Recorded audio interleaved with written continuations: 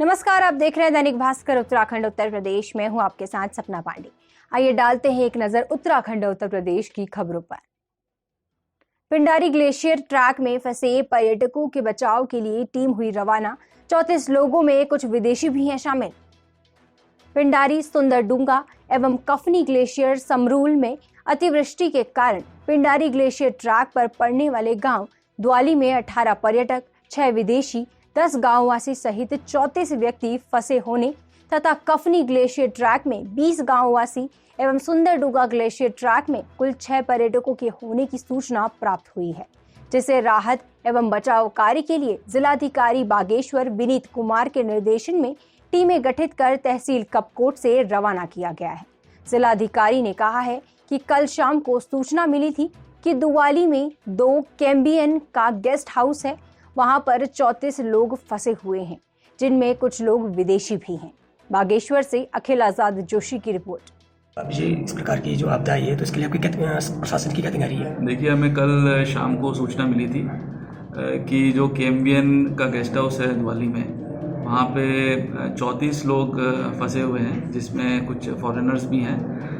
वहाँ पे बेसिकली जो रूट है खाती से दिवाली में, वहाँ पे 3 पुल पड़ती है, तो वो वॉश आउट होने की वजह से वहाँ पे वो फंस गए। तो इसके लिए हमने जो है हमारी टीम बना के ऑलरेडी भेज दी है, और एक्सीएन पीडब्ल्यूडी और उनके जो कॉन्ट्रैक्टर हैं उनको भी हमने निर्देश दे दिए हैं कि जो पुल हमारी वॉश आउट हो गई है वो एक टेम्पररी व्यवस्था पुल की वहाँ पे कर दे, जिससे उनको सभी को इवैक्यूएट वहाँ से किया जा सके।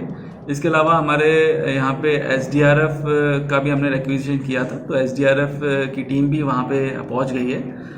तो वो अभी हमारा इवैक्यूएशन का जो प्रोसेस है वो अभी हमारा चल रहा है। इसके अलावा हमें एक सूचना ये भी मिले थे कि कुछ लोग हमारे जो सरमूल है वहाँ पे भी कुछ हमारे टूरिस्ट गए थे और वो भी मिसिंग हो गए थे। उसके बाद में हमने वहाँ पे भी एक हमारी टीम भेजी थी, और वहाँ पे टीम ने जाके कंफर्म कर लिया है कि वो सभी सेफ है और उनको रेस्क्यू कर दिया गया है।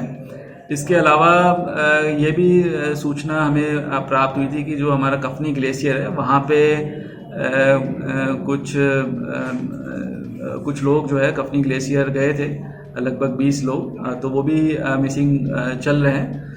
उसके लिए भी हमने चॉपर की व्यवस्था करवाई है कि चॉपर वहाँ जाके पूरा एक सर्च भी करेगा, और उनकी जानकारी जैसे प्राप्त होती है तो फूड पैकेट्स वगैरह भी वहाँ पे ड्रॉप करेंगे। उसके अलावा हमने टीम भी गठित कर दी है जो वहाँ पे जाके रेस्क्यू का काम करेगी। इसके अलावा सुंदरडूंगा ग्लेशियर में भी हमें सूचना प्राप्त हुई थी कि वहाँ पे 10 के आसपास कुछ टूरिस्ट और गाइड और पोर्टर सब मिला के 10 के आसपास लोग गए थे, और उनमें से जो 4 लोग आए हैं उनके द्वारा ये अवगत कराया गया है कि शायद वहाँ पे कुछ कैजुअलिटीज़ भी हो गई हैं और साथ साथ में कुछ लोग मिसिंग भी है। उसके लिए भी आज मॉर्निंग 5 बजे ही हमने एसडीआरएफ की टीम वहाँ पे भेज दी है, और इसके अलावा रेवेन्यू और पुलिस की टीम भी वहाँ पे गई है। तो वहाँ से जैसे हमें कंफर्मेशन मिलता है उसके अनुसार वहाँ पे रेस्क्यू का काम वहाँ पे चलाया जाएगा। लखीमपुर खीरी हिंसा केस की एसआईटी के प्रमुख डीआईजी उपेंद्र अग्रवाल का हुआ तबादला, 6 आईपीएस ऑफिसर्स का भी हुआ ट्रांसफर। उत्तर प्रदेश में 2022 के विधानसभा चुनाव के लिए आदर्श चुनाव आचार संहिता लागू होने से पहले सरकार ने तबादलों का सिलसिला शुरू कर दिया है। इसी क्रम में गुरुवार को देर रात 6 आईपीएस अधिकारियों का ट्रांसफर किया गया। बस्ती के आईजी के साथ लखीमपुर खीरी हिंसा कांड की जांच कर रही एसआईटी के मुखिया उपेंद्र कुमार अग्रवाल की भी तबादला कर दिया गया है, और उपेंद्र कुमार अग्रवाल को गोंडा का नया डीआईजी बनाया गया है। रामनगर में बाढ़ग्रस्त क्षेत्रों का दौरा करने पहुंचे ब्राह्मण उत्थान समिति उत्तराखंड के प्रदेश उपाध्यक्ष, पहुंचाई वस्त्र और खाद्यान्न सामग्री। बाढ़ग्रस्त क्षेत्रों का दौरा करने ब्राह्मण उत्थान समिति उत्तराखंड प्रदेश के उपाध्यक्ष हेमचंद्र भट्ट रामनगर विधानसभा की गर्जिया और चोपला गांव पहुंचे, जहां उन्होंने परिवारों एवं अधिकारियों से बात की और वस्त्र पहुंचाए। साथ ही खाद्यान्न पहुंचाने के लिए भी सूची तैयार कर भिजवाने का वादा किया।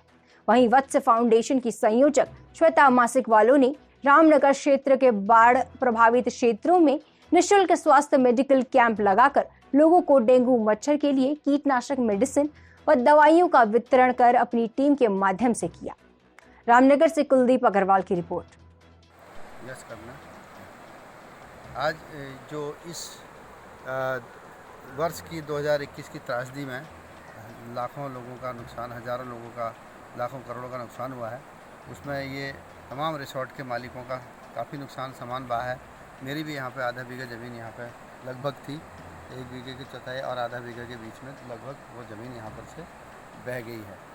मैं प्रशासन से निवेदन करता हूँ कि जो भी ये ज़मीनें बही हैं, इनको जो है आने वाले समय में पिचिंग के लिए, उसके लिए सरकार की ओर से व्यवस्था कराई जाए। बीएसपी मुखिया मायावती का कांग्रेस पर लगातार हमला, बोली बीजेपी की तरह कांग्रेस भी करने लगी है लोक लुभावन वादे।